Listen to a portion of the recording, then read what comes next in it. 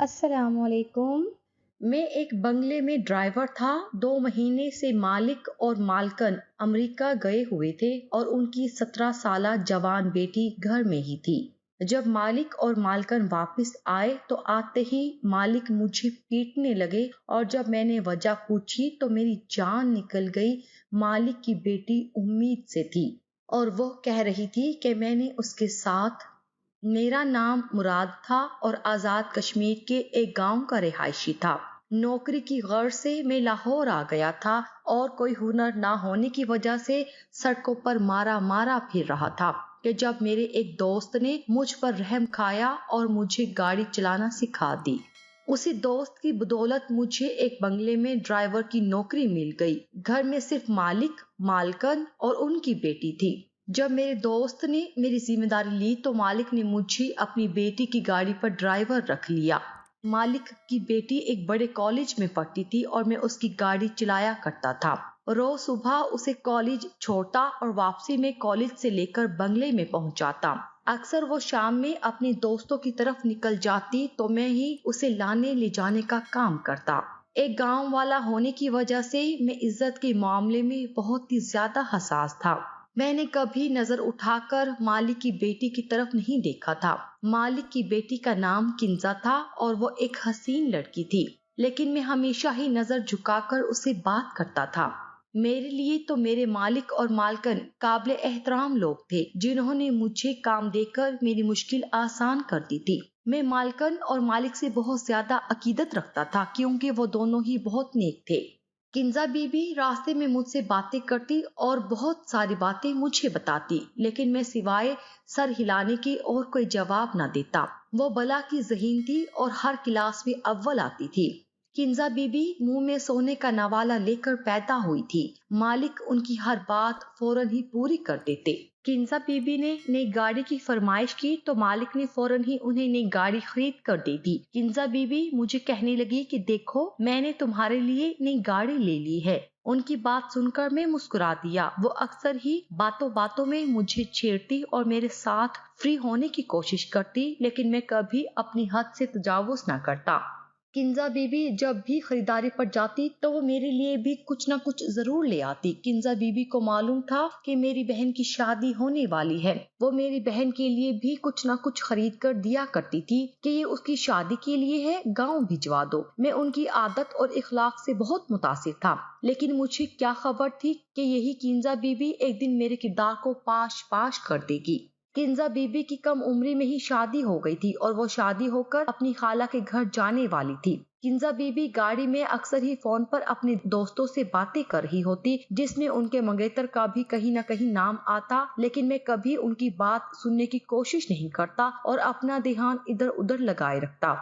سردیوں کے دن تھے کہ جب مالک اور مالکن کو اچانک ہی امریکہ جانا پڑا تھا، کیونکہ مالک کے بڑے بھائی جو امریکہ میں رہائش پذیر تھے، ان کی حالت بہت ہی نازک تھی اور وہ اپنے آخری وقت میں اپنے بھائی کو اپنے پاس دیکھنا چاہتے تھے۔ کنزا بی بی کے امتحانات سر پر ہونے کی وجہ سے مجبوراً وہ دونوں اپنی اکلوتی بیٹی کو گھر پر ہی چھوڑ گئے۔ مالک نے جاتے جاتے مجھے یہ ذمہ داری سونپ دی تھی کہ میں کنزا بی بی کو کالج لانے لے جانے کا کام پوری ذمہ داری کے ساتھ کروں اور ان کا خیال رکھوں، کیونکہ مجھے مالک کے ساتھ کام کرتے ہوئے 2 سال ہونے والے تھے، اس لیے وہ لوگ مجھ پر بہت ہی زیادہ بھروسہ کرنے لگے تھے۔ مالک کو اچھے سے علم تھا کہ میں نے کبھی نظر بھر کر بھی ان کی بیٹی کی طرف نہیں دیکھا تھا۔ مالک اور مالکن 2 مہینے کے لیے امریکہ چلے گئے اور میں ان کے پیچھے پوری ایمانداری کے ساتھ اپنی ذمہ داری نبھانے لگا۔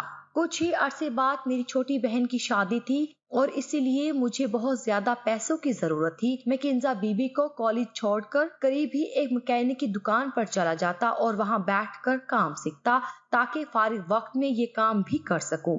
مالک کے پاس سے 8 بجے میری چھٹی ہو جایا کرتی تھی اور میں چاہتا تھا کہ اس کے بعد مکینک کی دکان پر بیٹھ کر کام کروں تاکہ جلد سے جلد میرے پاس اتنے پیسے جمع ہو جائیں کہ میں اپنی بہن کی شادی کے لیے یہ پیسے گاؤں بھجوا سکوں۔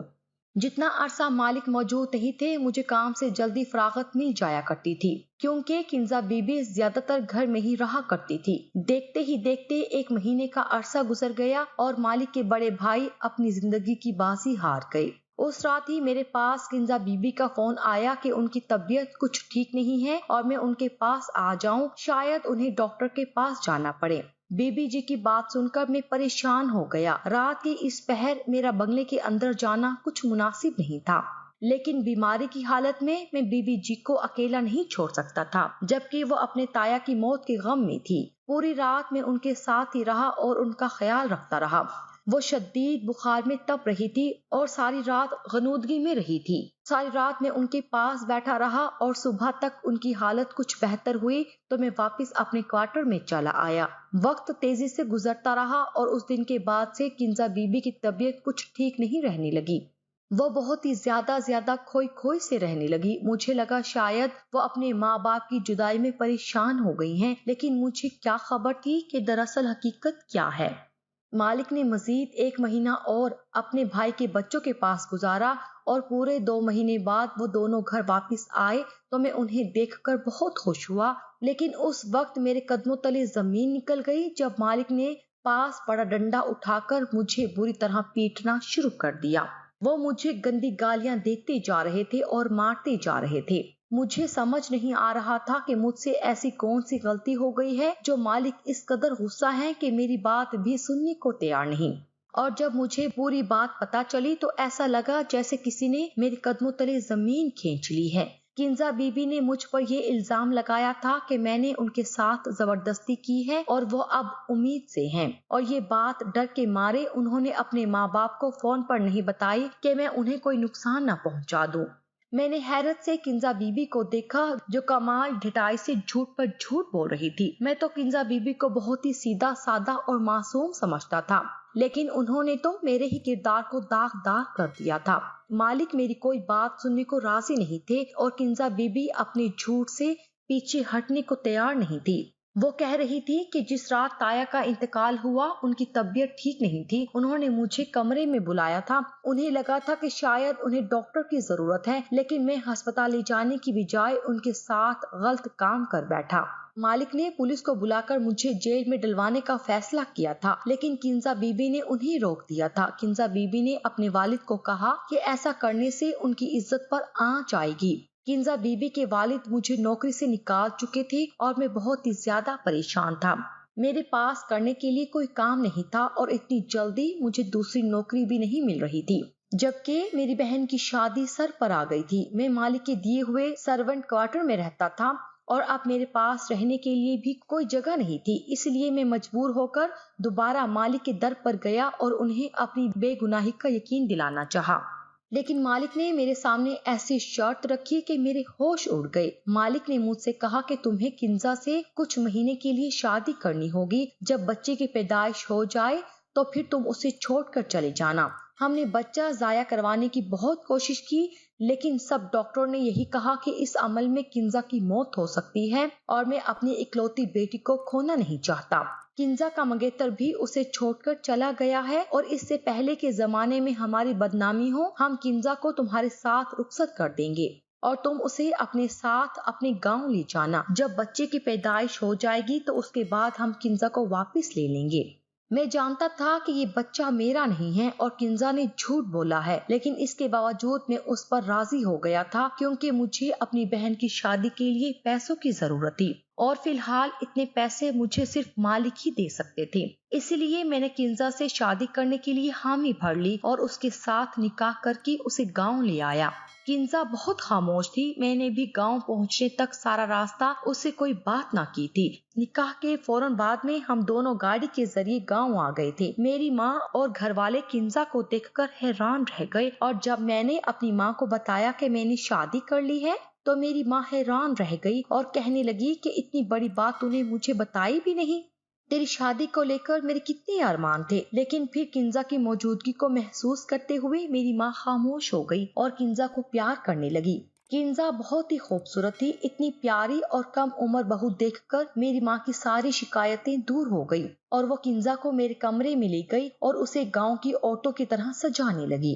میں بہن کی شادی کے انتظامات دیکھنے لگا اور شام ڈھلے جب کمرے میں آیا تو کنزا دلہن کے روپ میں میرے بستر پر بیٹھی ہوئی تھی۔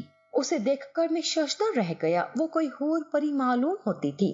पहली नजर में ही मैं अपनी बीवी पर दिल हार बैठा था, लेकिन मैं कैसे भूल सकता था कि मेरी उसी बीवी ने मुझे किस तरह बदकिरदार साबित किया है। मैं उसके करीब बेड पर आकर बैठा तो वो खौफ के मारे लरसने लगी। वो अच्छे से जानती थी कि उसने मुझसे किस तरह शादी की है। मैं इससे पहले उसे कुछ कहता, वो खुद ही रोने लगी और मेरे कदमों में बैठ गई। उसके आंसू मेरे दिल पर गिर रहे थे, क्योंकि मैंने उसे हमेशा ही बहुत मुखलिस और अच्छा पाया था। किंजा रोते हुए मुझसे कहने लगी कि उसने जो इल्जाम मुझ पर लगाया है उसके लिए शर्मिंदा है और उसे अपनी गलती का पूरी तरह एहसास है। लेकिन ये सब कुछ उसने मुझे बदनाम करने के लिए नहीं, बल्कि बहुत ही मजबूरी में किया है। मैंने कहर बरसाती निगाहों से किंजा को देखा और उसे साफ लफ्जों में कह दिया कि तुमने कितनी मजबूरी में ही ये सब क्यों ना किया हो, लेकिन तुम्हारे इस अमल से मेरी इज्जत दो कौड़ी की भी ना रही। तुम अपने गुनाह को मेरे साथ थोप कर सुरखरू हो गई और मैं बेगुनाह होते हुए भी अपने मालिक की नजरों में गिर गया। मैं चाहकर भी तुम्हें कभी माफ नहीं कर पाऊंगा, लेकिन मैं इतना कम ज़र्फ नहीं हूँ कि अपने निकाह में आई औरत के साथ कोई ज्यादती करूं। इसीलिए तुम इस कमरे में आसानी से रह सकती हो। तुम्हें किसी चीज की कोई तकलीफ नहीं होगी और जब तुम अपने गुनाह को इस दुनिया में ले आओ तो यहाँ से जाने पर भी आजाद होगी। मैं खुद तुम्हें तुम्हारी औलाद के साथ तुम्हारे घर छोड़ाऊंगा। मैं किंजा को अपने कदमों से उठाकर बेड पर बिठाते हुए कमरे से बाहर निकलने लगा, जब किंजा के लफ्जों ने मेरे कदमों को जंजीर कर दिया। वो कहने लगी कि मैंने कोई गुनाह नहीं किया है कि जिसकी पैदाइश तक मुझे यहाँ इंतजार करना पड़े। ना ही मैंने आपको आपके मालिक की नजरों में गिराया है, बल्कि आपके मालिक तो आपसे बहुत मोहब्बत करते हैं और वो आप पर सबसे ज्यादा भरोसा करते हैं, और इसीलिए आपके मालिक ने अपनी जिंदगी की सबसे कीमती चीज आपको सौंप दी है और मुझे ये हुक्म दिया है कि मैं शादी के बाद आपको सारी हकीकत बता दूं। किंजा की बातों ने मुझे हैरान कर दिया था। मैं पलटकर किंजा का चेहरा देखने लगा, जहां मासूमियत छाई हुई थी। वो उस वक्त एक 18 साल की मासूम सी लड़की थी जो ना जाने किन हालात में गुजारा कर रही थी। किंजा कहने लगी कि वो हामला नहीं है, बल्कि उसके वालिद ने मुझसे ये झूठ कहा है और उसके वालिद ने ये सब बहुत मजबूरी में किया है, क्योंकि वो अपनी बेटी की जान बचाना चाहते थे। किंजा ने मेरे करीब आकर मेरा हाथ अपने हाथों में थाम लिया और मुझे अपने साथ लिए बेड पर बैठ गई। किंजा बहुत धीमे लहजे में मुझे अपनी सच्चाई बता रही थी और मैं गुमसुम सा उसकी बात सुन रहा था।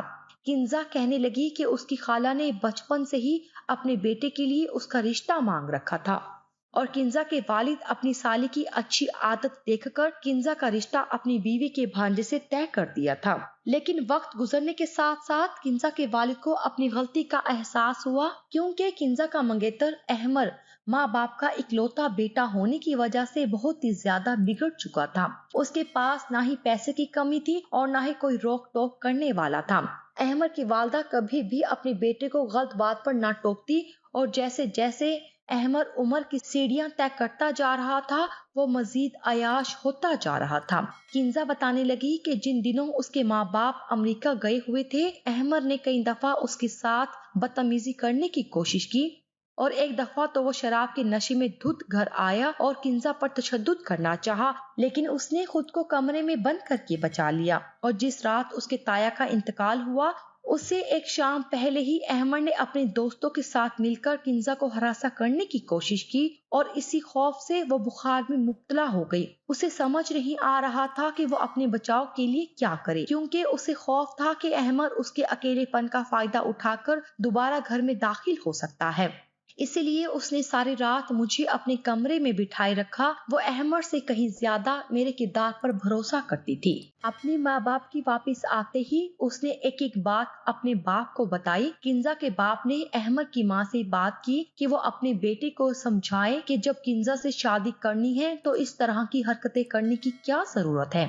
लेकिन अहमद की माँ ने ये कहकर बात खत्म कर दी कि अहमद नौजवान खून है और जज्बात में आकर जोश मारता है। बच्चे हैं, थोड़ी बहुत मस्तियां तो करते हैं।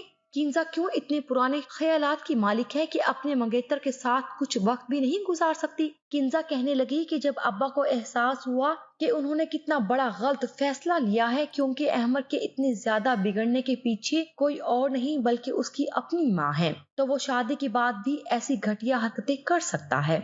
मेरे बाप ने जैसे ही अहमद के साथ मेरा रिश्ता खत्म करने की बात की तो अहमद धमकियों पर उतर आया اور اس نے صاف صاف لفظوں میں کہا کہ وہ مجھے کسی صورت نہیں بخشے گا۔ ابا مجھے لے کر بہت زیادہ پریشان تھے کہ جب انہیں لاؤنج کے شیشے کے باہر تم گاڑی صاف کرتے دکھائی دیے۔ میں نے ابا کو یہ بھی بتایا تھا کہ تایا کے انتقال والی رات تم نے ساری رات بیٹھ کر میری حفاظت کی تھی۔ ابا کو اندازہ ہو گیا تھا کہ تم ایک پختہ کردار کے مالک ہو، اسی لیے ابا نے یہ فیصلہ کیا کہ وہ تم سے میری شادی کروا دیں اور احمد سے فوری طور پر چھٹکارا حاصل کر لیں۔ لیکن احمد یہ شادی اتنی آسانی سے نہیں ہونے دے سکتا تھا، اسی لیے ابا نے خالہ کو یہی بات بتائی کہ تم نے میری عزت پر حملہ کیا ہے اور اب میں امید سے ہوں۔ خالہ نے خود ہی یہ رشتہ توڑ دیا کیونکہ وہ عزت دار لوگ ایسی لڑکی کو بہو نہیں بنا سکتے تھے جو شادی سے پہلے ہی حاملہ ہو چکی تھی۔ ابا تمہیں پہلے ہی روز ساری حقیقت بتا دینا چاہتے تھے، لیکن ابا کو ڈر تھا کہ اگر تم نے شادی سے منع کر دیا تو وہ کیا کریں گے، اسی لیے ابا جان بوجھ کر تمہیں دیکھتے ہی مارنا شروع کیا اور تم پر غلط الزام لگایا اور تمہیں نوکری سے نکال دیا، کیونکہ ابا جانتے تھے کہ تمہیں پیسوں کی بہت ضرورت ہے۔ ابا کو یقین تھا کہ تم خود ہی پلٹ کر واپس آؤ گے تو وہ شادی کی شرط رکھ دیں گے۔ ابا کا منصوبہ کامیاب ہو گیا تھا اور جب تمہیں شہر میں کوئی ٹھکانہ نہ ملا تو تم خود ابا کے در پر چلے آئے اور ابا نے شادی کی بات رکھ کر اپنا مسئلہ حل کر لیا اور ابا نے مجھے رخصت کر کے اسی لیے تمہارے ساتھ گاؤں بھیج دیا تاکہ ان کا بیٹا ہمیں کوئی نقصان نہ پہنچا سکے۔ ابا جانتے تھے کہ تم ایک بڑے ظرف کے مالک ہو اور ساری سچائی جاننے کے بعد تم مجھے قبول کر لو گے۔ ابا کو دنیا کی پرکھ تھی اور ابا پہلے ہی دن سے یہ کہتے تھے کہ تم بالکل بھی لالچی آدمی نہیں ہو بلکہ ایک پختہ کردار کے نیک انسان ہو۔